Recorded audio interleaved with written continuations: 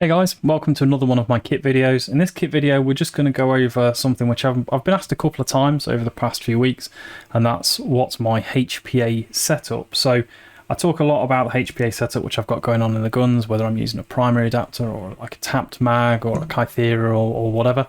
But I don't actually speak too much about the actual kit which is on my back. Now, this is all very dependent on where you are and what you run. I know over in the US, there's a lot of kind of super low pressure setups, so like SLPs, that kind of thing. I'm not sure what my kit actually falls into over there, to be perfectly honest with you. But what I'd like to do is just show you through what I've got, what I use, how I use it, and obviously you can kind of chime in as and where to correct me where needed. So let's get started. I get asked what bottle I use. The answer is I use a Vulcan bottle at the moment. The reason I use a Vulcan bottle at the moment is because it was cheap and because it came with the kit that I bought. Now, the Vulcan bottles, this is a 48 cubic inch, 3000 psi tank, so it's not big and it doesn't take a lot of pressure.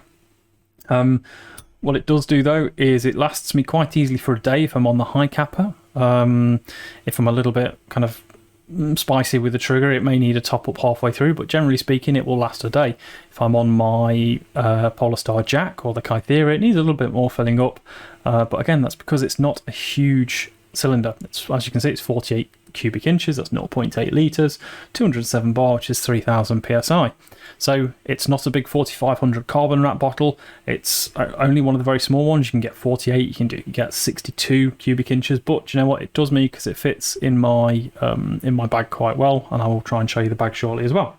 So at the top of that, I have my Ballistic Regulator. Now, you're not going to be able to see the face of this very well because of my lighting, but I will do what I can. So the Ballistic Reg here, which is... There we go, lighting, I'll just adjust a little bit for you. There we go, no, it's not going to happen. So that's the Ballistic Reg. This is the HPR 800C.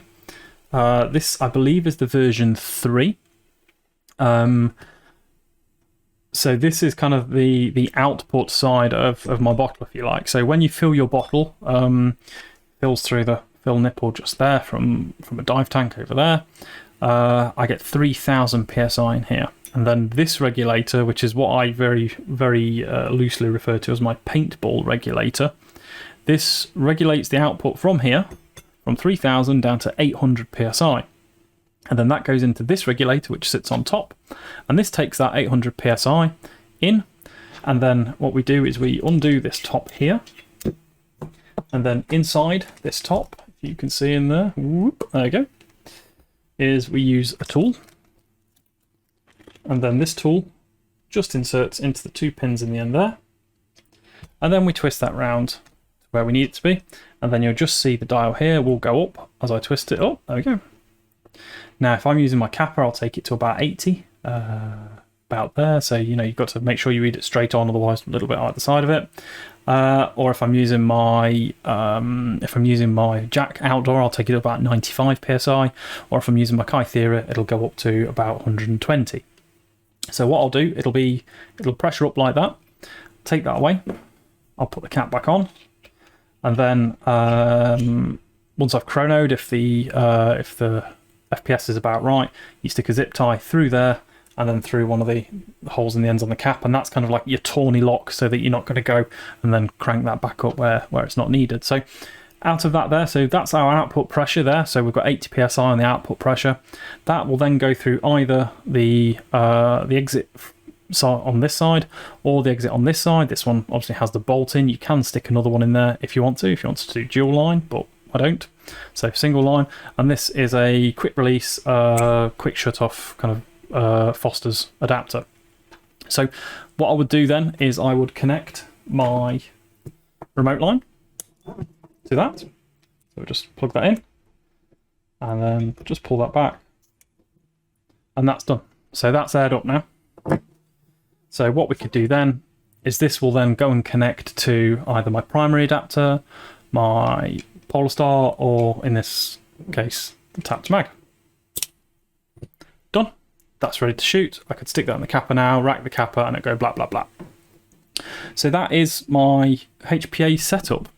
When we take it back down, it's just a case of quick release.